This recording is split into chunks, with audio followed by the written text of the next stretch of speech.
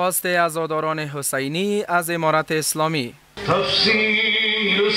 ماه محرم نزد هموطنان اهل تشیع افغانستان روزهای خجسته و مبارک است که پای علاقمندان عاشورا را به مسجدها و تکیه‌خانه ها می‌کشاند.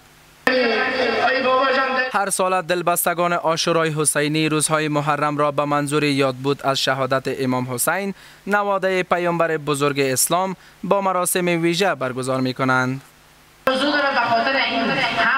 سوگواران عاشورای حسینی از امارت اسلامی می‌خواهند تا به آنان اجازه دهند تا به گونه پررنگ از این روز گرامی داشت کنند.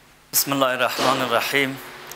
خدمت دوستان شود که از بخش امنیتی ما این سال سیوم است که از برادرای امارت اسلامی با ما همکار هستند در زمینه امنیت مساجد و تکایا که خود ما مسئول حسینی عمومی قلعه فتح الله هستیم. با ما اینا همکار هستند در نمازهای جمعه ما، در مراسمهای ما.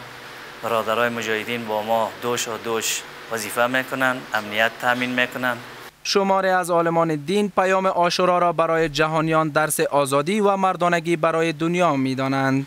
این میشه که به عنوانی که تأمین کننده عاطفه انسانی است باید باشد، ولی باز هم برای ازی که در جامعه ما خیلی نیازمندانی را داریم. خوب است که عزیزانی که در این راستا کار میکنند، خوب است که برنامه احیای خون را داشته باشند. کار بسیار پسندیده است.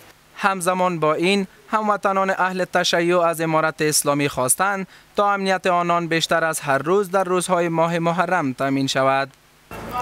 طبیعی است که یکی از وظایف اساسی و عمده هر دولت تامین امنیت مردم هست. خب طبیعی است که ما هم از نیروهای امارت اسلامی تقاضا داریم که امنیت عزادارا را، امنیت کل مردم در کل و هم بیشتر عزادارا را تامین میکنن. فقط در دل خود آزادخواه باشند. او آزاده به معنای غربی ها نه، آزاده که از نفس خود انسان از نفس خود فراری باشه. لازم نیست سینه بزنی، فقط سرمش بگی زندگی ابو عبدالله الحسینی.